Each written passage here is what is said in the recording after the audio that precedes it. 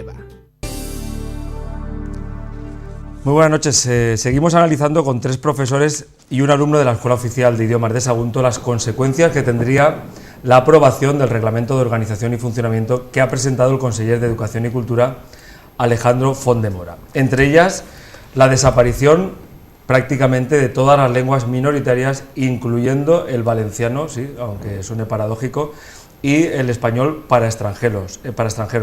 Y no solo en Sagunto, sino en todas las escuelas oficiales de la Comunidad Valenciana. Muy buenas noches de nuevo. Buenas noches. Tranquilidad porque estaban un poco nerviosos. Elvira, no pasa nada, estamos entre amigos.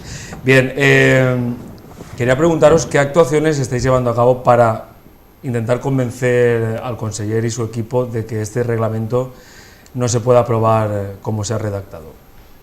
Bueno, nosaltres des de la comunitat d'alumnes el que estem intentant és que siga visible, fer visible a la societat aquestes demandes.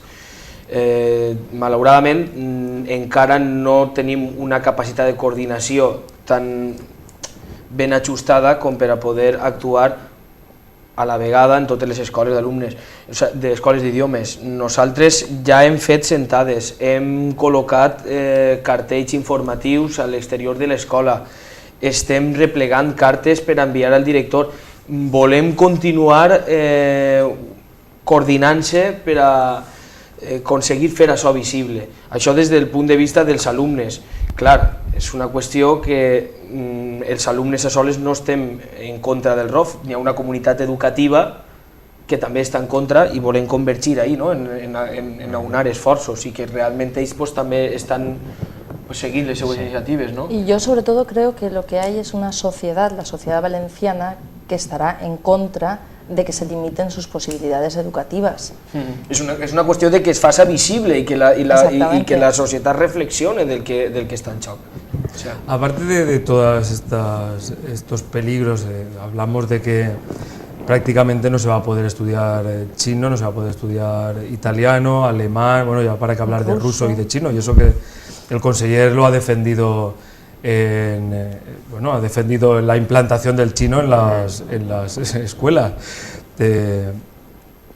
Más allá de eso, ¿también hay un peligro real en caso de aprobarse el ROF de pérdida de puestos de trabajo? Bueno, a nivel de profesorado, claro, me refiero.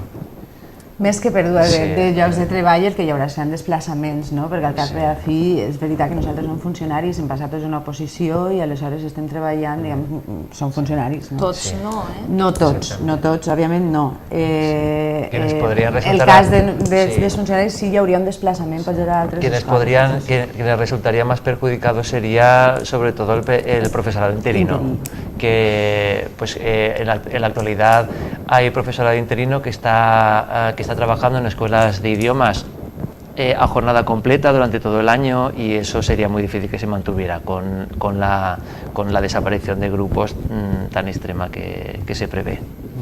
Creo que estamos hablando de unos 100 interinos en la Comunidad Valenciana que están trabajando en escuelas oficiales de idiomas, que verían peligrar su puesto de trabajo, pero luego la reubicación supongo que existiría, pero a veces sí que nos surge la pregunta, si los recortes van a ser tan brutales, si realmente se implantase esta modificación, pues ¿dónde nos iban a poner a todos los profesores de alemán, que ya somos funcionarios de carrera?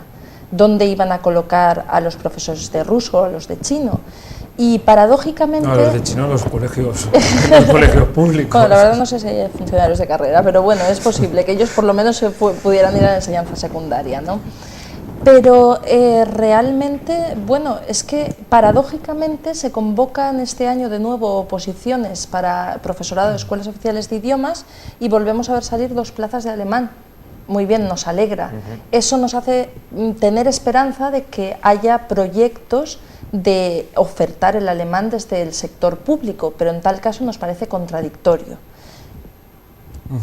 Recientemente ha habido... Sí. Bueno, podríem parlar així en aquest punt de la manera com la Conselleria pretén desenvolupar el mapa escolar de les escoles d'idiomes, no? Sí que és veritat que volen obrir nous aularis, no noves escoles d'idiomes, i això també és una lluita que tenim, perquè el que es pretén és sí obrir noves unitats en aularis que depenen d'escoles d'idiomes, on l'ensenyament queda molt restringit, en el sentit de que, per una banda, per exemple, els aularis només es pot donar nivell bàsic i nivell intermedi. D'altra banda, els aularis normalment comparteixen centre amb altres centres que solen ser secundària, exactament, o altres centres educatius, i aleshores els recursos que s'utilitzen en un centre educatiu no són els mateixos que s'utilitzen en una escola d'idiomes, la qualitat d'ensenyament òbviament baixa per aquests motius, i l'aïllament de l'aulari respecte de l'escola també fa molt complicat el funcionament òptim d'una escola d'idiomes. El que nosaltres demanem és que s'obrin més escoles independents, no aularis que depenen de les escoles. També, una altra cosa, per exemple, els aularis tampoc, l'horari que se pot ofertar és restringit pel fet que estan compartint centre amb altres centres educatius, només es pot ofertar per la vesprada. Vull dir, són una sèrie de coses que fan que l'ensenyament no tinga la qualitat que hauria de tindre, que nosaltres al fi i al cap el que volem és donar un ensenyament de qualitat i per això el que necessitem són recursos i necessitem que realment pensen en el que fa falta en les escoles d'idiomes, recursos humans i recursos materials. Nosaltres a l'escola d'idiomes de Sagunt, per exemple, l'any passat ens van quedar sense poder respondre a una oferta de 400 alumnes que es van quedar fora. Vull dir, van haver 400 alumnes que no es van poder matricular, majoritàriament, teòricament, d'anglès. En anglès nosaltres tenim, el problema que tenim precisament és de massa demanda per a l'oferta que nosaltres podem donar. El centre és molt xicotet, l'escola d'idiomes de Sagunt és molt xicotet i no pot respondre. Nosaltres compartim recursos amb l'Institut del costat, el Camp de Morvedre, per exemple, que amablement ens ofereixen algunes de les seues aules i algunes de les seues instal·lacions per poder donar eixida a coses que ens agradaria poder fer i no podem fer al centre. No disposem, per exemple, d'un saló d'actes. Tampoc no disposem d'una aula multimèdia en un centre d'ensenyament d'idiomes. Això és una cosa bastant greu des del nostre punt de vista. No tenemos ni siquiera suficiente espacio los profesores. Exactament, no tenim ni sala de professors adequada. És una sala on tots estem ahí, assinats al mateix lloc. Jo no sé si per part de